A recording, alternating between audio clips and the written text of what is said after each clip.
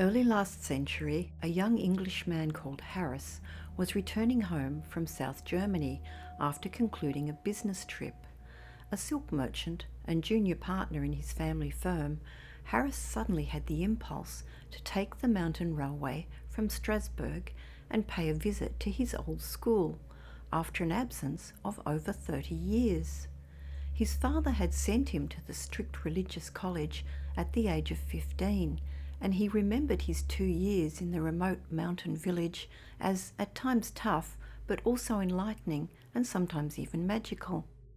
While the food had been fairly ordinary and the brothers in charge demanding of perfection, he had also found kindness and encouragement there. Harris was overcome by nostalgia as the train made its way to the dark forest location where he booked into the Railway Inn. He was so excited about rediscovering his past that he had decided to walk to the old school that very evening. There were two other travellers dining with him in the inn that night. One looked like a fellow English businessman whom he decided to avoid despite his kindly glance. The other was a priest with whom he enjoyed conversing in his fluent German. Harris reminisced about his days of study and the devotion of the brothers at the school as the face of his listener became increasingly concerned. The priest agreed that the school had flourished in the past, but asked, "You have not heard what happened there before it was abandoned?" Harris found himself becoming angry as both men in the dining room fixed their eyes upon him. Before leaving, the priest said quietly, "You will find it different." Harris soon finished his meal and set out on his walk.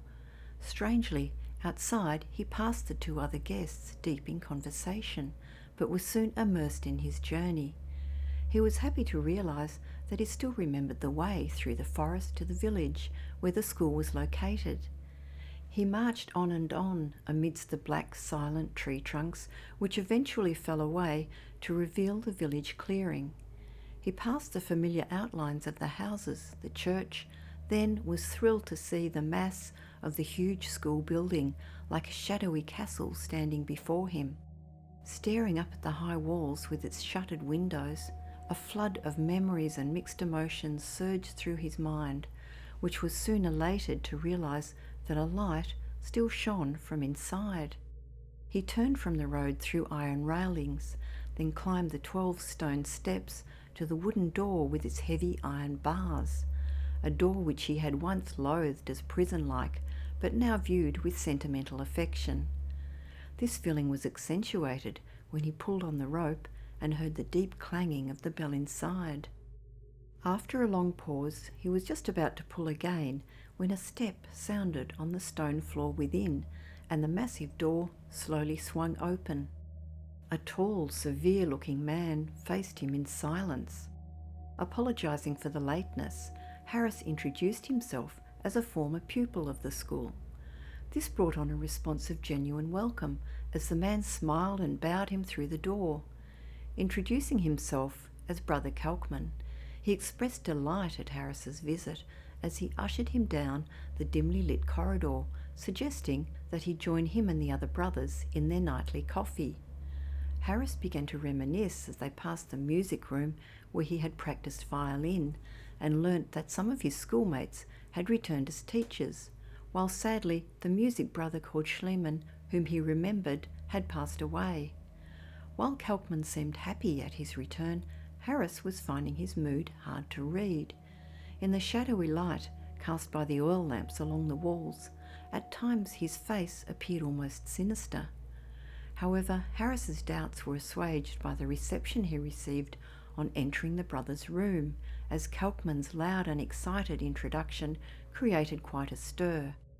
Amidst the now dazzling lights and thick cigar smoke, the dozen or so brothers welcomed him with a great charm and delight at his visit.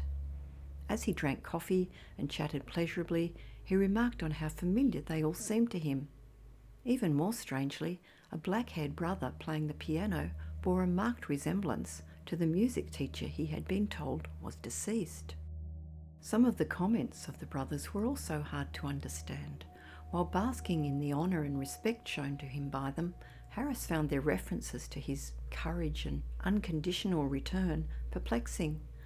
But the conversation soon took a more general note, and after some time, Harris rose to go in case he should outstay his welcome. He felt pleased and flattered when his host insisted that he stay, suggesting that Brother Schliemann play something to entertain the group. Harris was shocked to hear the name and wondered if this man was the son of his former music teacher. However, as he looked from face to face, he realised that each one was in fact identical with the faces he had lived with long ago. While the music filled the air, Harris sat feeling extremely ill at ease as the words of the priest at the railway inn flashed across his brain.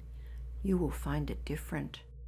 Schliemann's almost spiritual music was morphing into a discordant and diabolical sound, while the brothers' faces had grown worse than sinister. They had become dark with purpose. As the word demons flashed through his brain, Harris jumped up and screamed in terror, but no one in the room took any notice. When the music ended, the room seemed to normalise again with laughter and chatting, but Harris tried to courteously edge his way to the door, changing chairs and slowly making a beeline for his escape exit.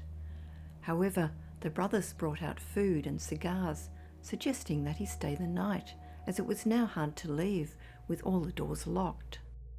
With a charming smile, Brother Kalkman announced that the hour of midnight was drawing near. Harris by now was finding their conversation hard to follow, as if in a different language, and that they were calling him brother as if he were one of them. His awareness suddenly twigged to what seemed a horrible masquerade. The brothers were not devout men engaged in worship and spiritual development, and their purpose, whatever it be, was to keep him there. After eating and further drinking of coffee, Harris rose purposefully, thanking them again for their hospitality and making for the door. However, at least half a dozen of the men positioned themselves to block his exit. Schliemann, who now wore an ominous and terrifying expression, strode before him and asked if they had misunderstood his presence. In the ensuing altercation, the brothers started applauding what they were describing as true and unselfish devotion, praising his magnificent gesture in offering himself up as a willing victim. These words struck terror into his heart as his mind sought answers to what was taking place. Some brothers turned down the wall lamps, and in the gloom, Kalkman intoned, "It is time, he comes, Brother Asmodeus comes." For some reason, this name terrified Harris as he shook uncontrollably on the point of collapse. Two brothers gently took him by the arms, whispering that Brother Asmodeus had accepted him and asking if he was ready.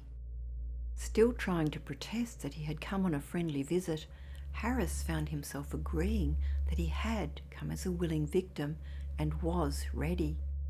As the walls of the room trembled and the brothers chanted, Harris realised that his arms were bound while a massive grey figure arose where the windows at the end of the room seemed to have disappeared. Suddenly he heard the tormented voices of the sacrificed men who had preceded him as their pallid faces floated past. The huge ominous figure suddenly loomed as if filling the room, while Harris was pushed to his knees by the feverishly chanting brothers. At this stage he had abandoned all hope. For some reason he remembered the kindly eyes of the man he had seen in the inn dining room. Despite the overwhelming cacophony, he found his voice and called upon the stranger for help. The effect was instantaneous, as a shattering tremor seemed to scatter the brothers around him, who clamoured, "A man of power is among us, a man of God." A reverse process seemed to occur, as all the presences were sucked out of the room, and the whole scene vanished. Harris had collapsed and awoke to find himself lying under the open sky, with cool breezes from the forest blowing over him. No vestige of this horrific experience remained. The room, the figures, the wall lamps, not even the cigar smoke, and certainly no looming grey figure. He was lying on a pile of bricks and mortar, bruised and shaken in the heaped up debris of a ruined building. While he was able to see the outline of the village houses, the weeds and nettles growing around him indicated that the rotting, blackened ruin had lain thus for many years. In the gloom, he made out the face of the stranger at the inn, who had risen and was approaching him. Harris asked if he was real, to which he replied that he was also friendly and had followed him from the inn. The stranger suggested moving on, as they were standing in one of the most terribly haunted spots of the whole world. There was the iron railing he had walked through, now twisted and burnt, but the rest of the old school was completely devastated. Incredulous that his experience had been so real, Harris thanked the man who told him that he had broken the spell. As they walked, the man explained that the old school building had been burnt down by the elders of the community over 10 years ago, and the village had been uninhabited ever since. However, those he described as the shells of the original occupants of the school had been reenacting their dreadful deeds ever since. They worshipped Satan. The travelling stranger had heard Harris's conversation with the priest at supper and later learnt the shocking story on further discussion with him. He had found it appalling that the brothers' practices were shrewdly disguised by outward saintliness and devotion. Seeing that Harris's sympathetic mindset had prepared him for capture, he had followed him with one intention in mind, the safety of his soul before the terrible events reached their conclusion. It is unfortunately the evil emotions that are more able to leave their imprint upon surrounding scenes and objects, the insightful man lamented. Good and noble ghosts are rare, showing how important it is to control our thoughts and feelings at their very birth in the heart. Harris, while impressed by his wise companion on that walk back to the inn, was simply grateful that his soul had been saved.